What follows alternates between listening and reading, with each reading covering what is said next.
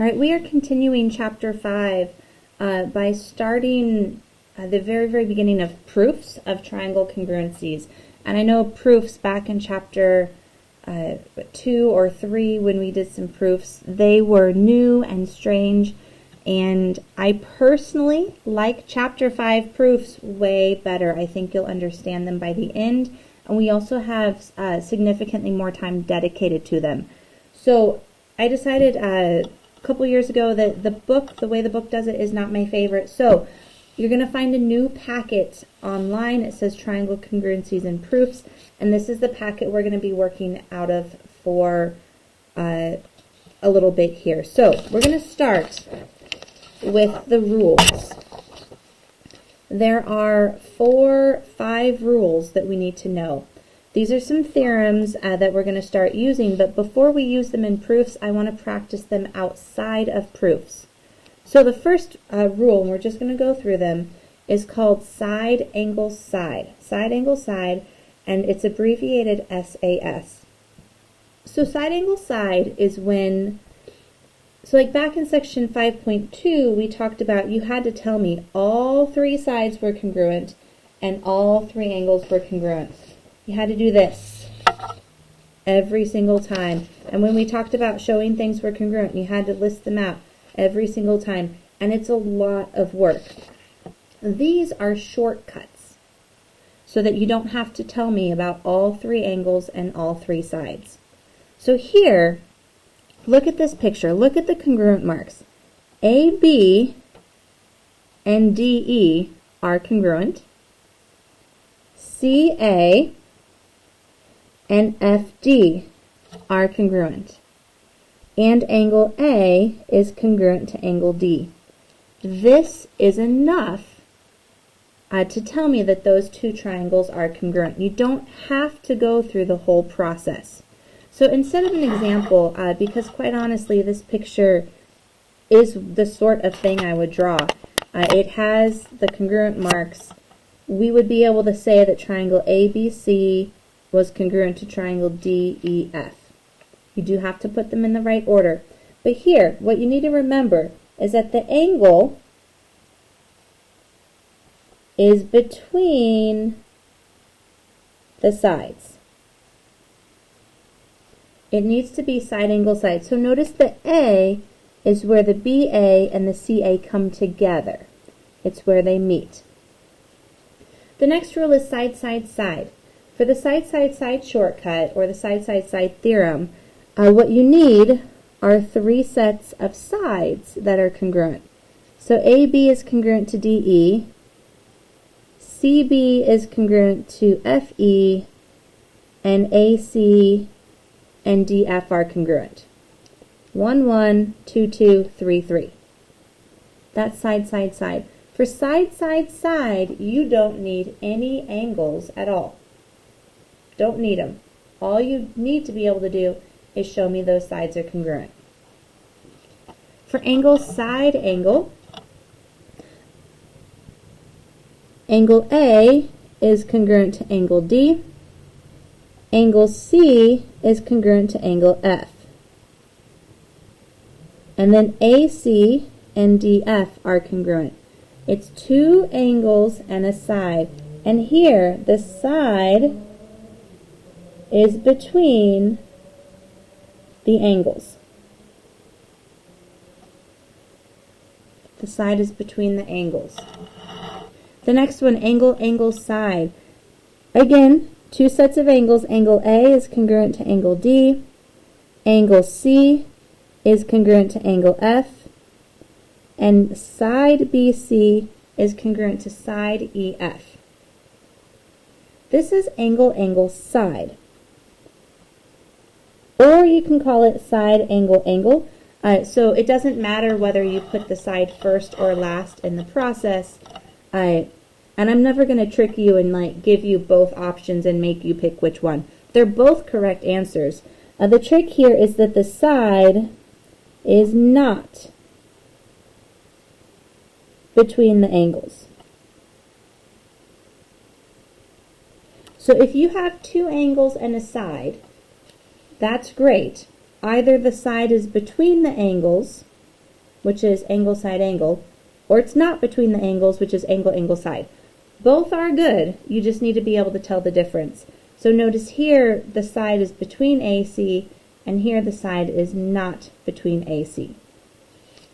The last one, which is not used very often, you might expect it to show up, I don't know, 3 or 4 times all semester, is the hypotenuse leg theorem. The trick here is your triangle must be a right triangle. It must be a right triangle. So in this picture, we have 2 90-degree triangles, and the hypotenuse leg theorem says that the hypotenuse of each triangle must be congruent, and one of the 2 legs, not both, but one of the 2 legs. This is the only case where side-side angle could work.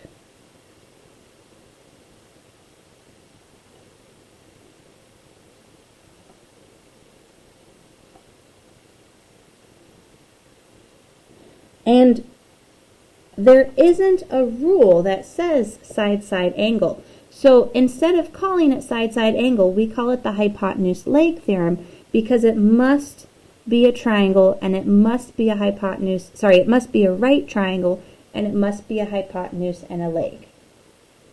It's the only time this one works.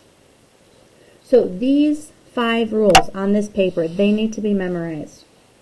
You need to have these abbreviations memorized. You need to know what the S's and the A's stand for. What we're going to do now is we're going to identify. Determine if the triangles are congruent.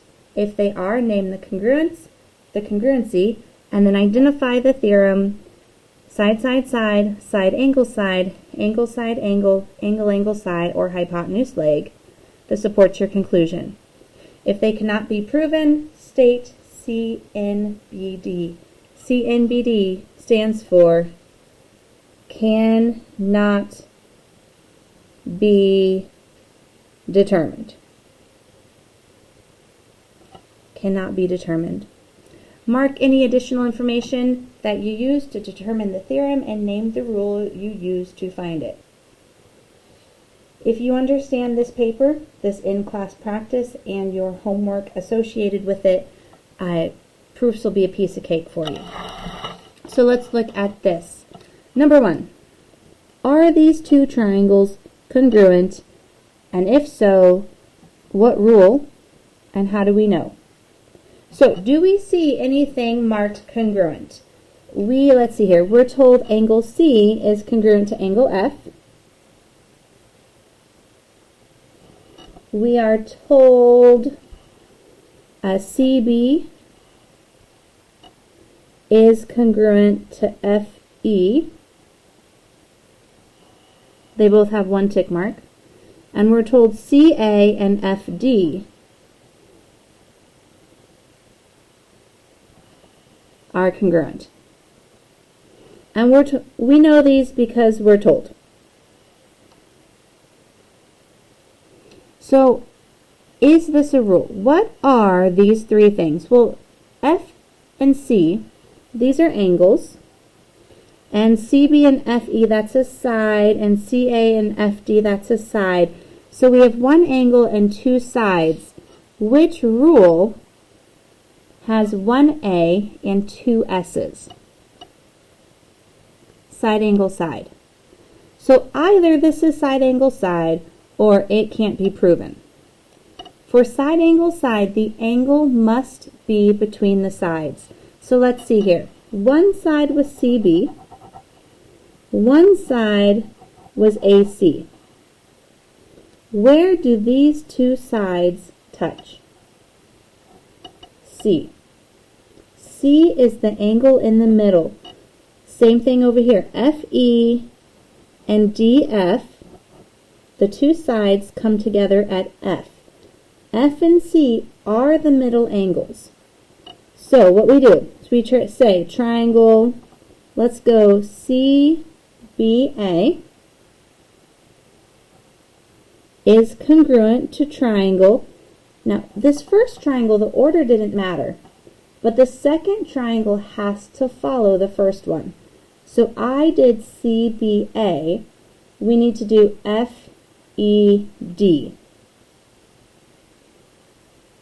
By side, angle, side, congruency. Side, angle, side. I know that's not the order we wrote them down in, but you have to use one of these rules.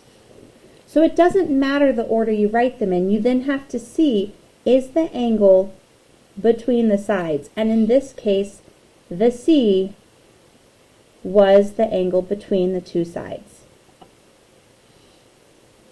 Let's look at number 2. What do we know here? We know that KL, one tick mark, is congruent to NL. That also has one tick mark. And we know KM is congruent to NM. And we know both of these because we're told. So those are two sets of sides that are congruent. But notice for all of these shortcuts, HL is the only one that allows just two things. Side, side, side, side, angle, angle, angle, angle, side. Those all require 3 congruencies, and we only have 2. So is there something else that the triangle on the left and the triangle on the right have in common? There is. It's this middle line right here, LN. That is part of the triangle on the left, but it's also part of the triangle on the right. So what we say is LM is congruent to LM. And the property that allows it to be congruent to itself is called the reflexive property. Anytime your triangles share a line in the middle like this, share a side, it's the reflexive property. Now we have 3 congruencies here. What are these sides or angles? Well, look, if they're angles, you would have an angle symbol. These are all sides. That's a side, that's a side, that's a side. There's only one rule that uses 3 sides, and that's side, side, side. So it's going to be the rule side, side, side. We just have to put them in order. So I'm going to go, let's go LKM. Triangle LKM is congruent to triangle LNM by side, side, side congruency. So I went in this order because going this way, I started at the corner between the 1 and the 3, and I went down the side with the 1. So in the other triangle, I needed to go down the side with the 1 tick mark and go that direction. The second triangle has to follow the order of the first. All right, let's look at this one. What do we know here? We know RS is congruent to VU. And we know angle S is congruent to angle U. And these were all told to us. They're given to us in the picture. But we need something else. We have to have 3 things. So where is the third? And I told you, everything's fair game. What's going on here right in the middle of our picture? Do you see the X? When you have an X, you have vertical angles. So angle RTS is congruent to angle UTV by vertical angles. The vertical angles theorem says that vertical angles are congruent. So what are all these things? These 2 are angles, and this one's a side. So go back to your rules. 2 angles and a side. That's angle, side, angle, or angle, angle, side. So what we need to do is figure out, is this side RS between angle S and angle T?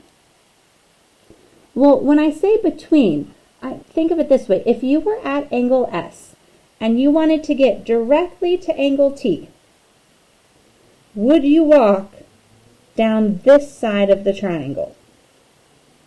No. If you were trying to go from S to T, you would go down this side. This is the side between the S and the T, because it goes from the S to the T. RS is not between. So when we write our rule, it's going to be by angle, angle, side. Congruency. The side is not between the angles. We just need to put the letters in order. So I'm going to go from S to R to T. And I like to I started at S because it has one swish in it. And when I need to match things up, I'm going to match the one swish to the one swish. Angle S goes with angle U. Then from S, I went down the side with one tick mark, so U should go to V. And then T's left. So angle SRT is congruent to angle UVT by angle, angle, side congruency. Number 4, let's see here. We have this sort of shape going on. Are we told anything? We are told that BC is congruent to AD. One tick mark, one tick mark. We know the top and the bottom of that shape are congruent. What else do we know here? There's something I've already said, even in the first 3 examples, that is relevant here. And it's right here. Do you remember what's important about this part right here? Up here, I said if the 2 triangles share a side, we use the reflexive property. So here, you see both triangles use that side AC. So that means that AC is congruent to AC by the reflexive property.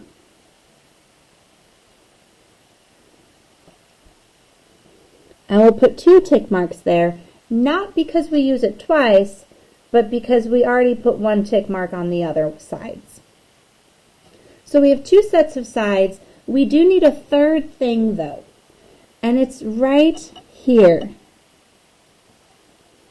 Those arrows. Do you remember what those arrows mean? Those arrows mean that the top and the bottom are parallel. And I told you everything's fair game, so this goes back to chapter 3. Remember back in chapter 3 we had AIA, AEA, CIA, CA. When you have parallel lines, you have 2 lines that are parallel. I would recommend you use color also if you have it.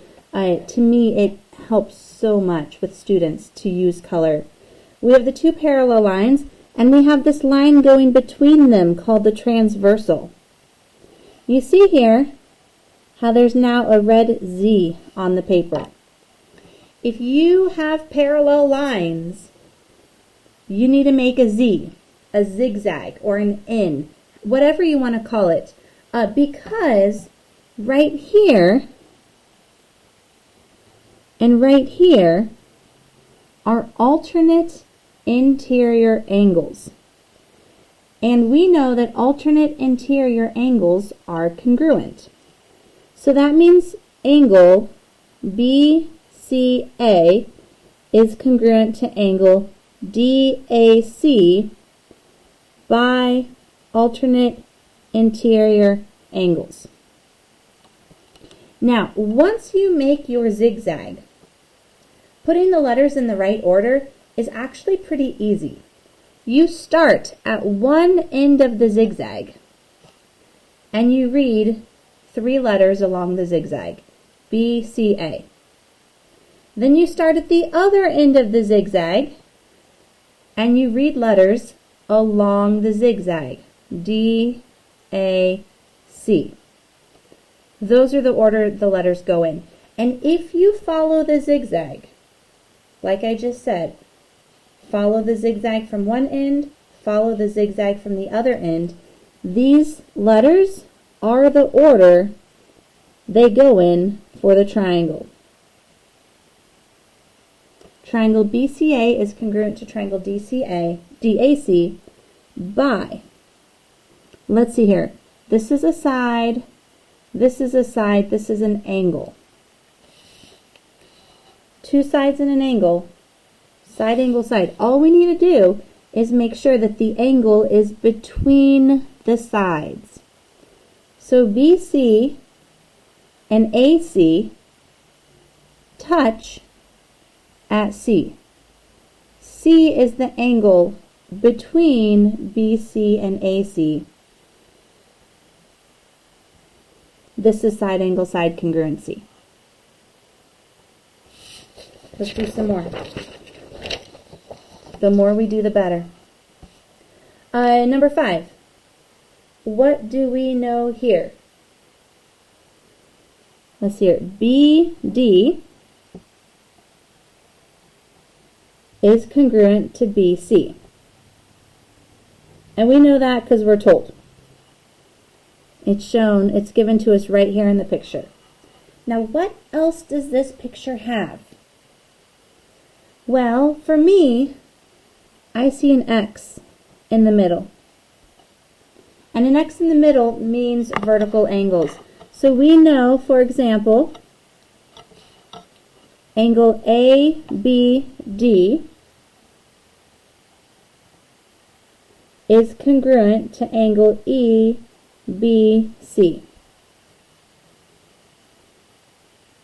because they are vertical angles.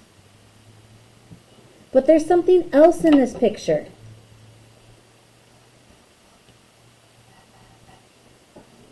Right there we have parallel lines. And if you have parallel lines, you're going to make some sort of zigzag. Now, I usually ask students, do you want to zig or do you want to zag? And half the class says zig and half the class says zag. And quite honestly, it doesn't matter because I don't know which way zig is and which way zag is anyway. But do you see there are 2 different ways to connect? We could go from A to E and make like a capital N, or we could go from D to C and zigzag this way. Now it's up to you which way you go.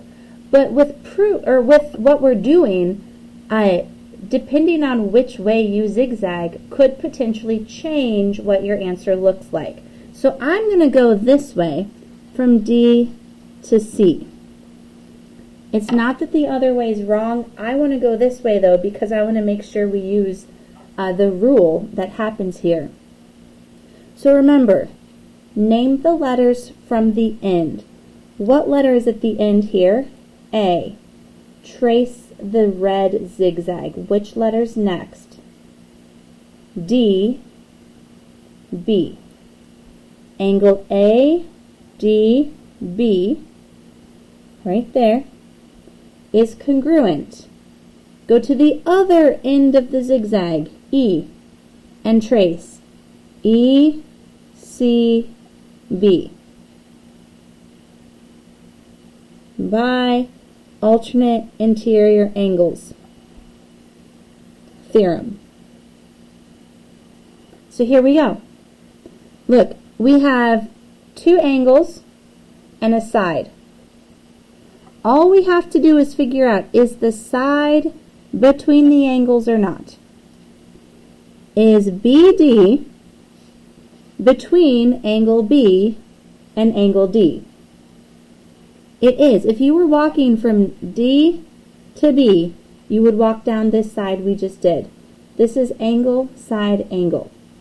To put the letters in the correct order, if you have your zigzag, you can follow the order of the zigzag.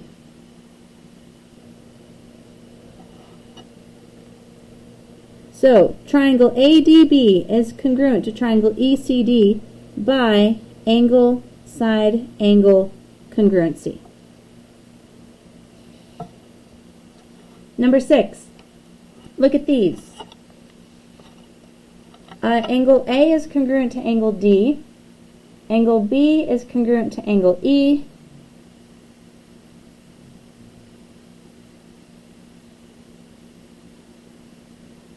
And angle C is congruent to angle F. And we are told all of these. Now, which rule uses 3 sets of angles? None of them do. The rules all required some sort of side, side, side, side, side, angle, side, angle, side, angle, angle, angle, side, hypotenuse, leg. They all require some sides to them. This cannot be determined. So angle, angle, angle is not a rule. Let's look at 7. Do you see any congruencies here? TQ and TR are congruent. They both have one congruent mark. Look, PQ is congruent to SR because they both have 2 congruency marks. And PT is congruent to ST because they both have 3. And all of these were told to us. All 3 of these sets are sides. So this is side, side, side. All we have to do is put the letters in the correct order. So let's see here. Triangle TQP is congruent to triangle. Now I went from down the side with 1 and then down the side with 2. I'm talking about the little marks on the sides. So I want to go down the side with 1 and then down the side with 2. TRS by side, side, side congruency. All right, the next one, number 8. Let's see here. We have F and K are 90 degrees. Ooh, right here, do you remember the word for this? Where they share the middle side? HG is congruent to HG by, that's the reflexive property. So that side is congruent to itself. Now we also have right here parallel lines, which means we can make a zigzag.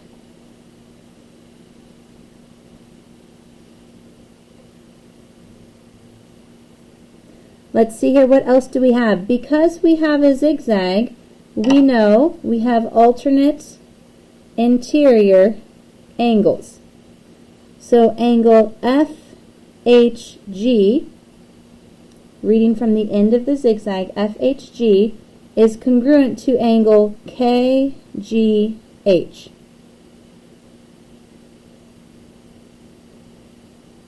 By AIA, alternate interior angle theorem. Is there anything else here other than we know angle F is congruent to angle K because those are both 90 degrees? That's told to us. But here, there's nothing else that we know for sure. So is this enough to be one of the rules? We have a side, and we have 2 angles. There's angle, angle, side, and there's angle, side, angle. Which one is this? Well, look at the angles. Angle F and angle H, or FHG. Is this side the one between the F and the H, or not between the F and the H? It's not between it. So these 2 triangles are congruent by angle, angle, side congruency. We just have to put the letters in the right order. Triangle FHG is congruent to triangle KGH. It's very convenient. We actually already had the letters in the correct order because of the zigzag we drew. When we followed the ends of the zigzag, we had the letters in the correct order. All right, number 9, we're almost done here. Let's see here. Angle B is congruent to angle E. AB is congruent to DE. And AC is congruent to DF. And these are all told tests. So, what sort of thing do we have here? We have an angle, and we have two sides. What rule, SSS, SAS, ASA, AAS, or HL, has two sides and an angle? Well, that would be side, angle, side. We just need to make sure that the angle is between the two sides. So here's one side, AC. Here's the other side, AB. Here's the angle. Is it between the AC and the AB? Well, when I say between, I'm talking about where do those two sides come together. They have to come together at the angle you're using. They come together at A, and this is B. This is the wrong angle. This cannot be determined. It is not side, angle, side. The angle is in the wrong location to be side, angle, side. And finally, the last one, number 10. Let's see here what we know here. We know AC and BD are congruent. And we know that we have two right triangles. And those we're told. What is the other thing we see, though? Something that I've pointed out several times now. It was on number 8. It was on, let's see here, number 4. It was on number 2. What do 8, 2, and 4 all have in common? They all share a side. So here, BC is congruent to BC by the reflexive property.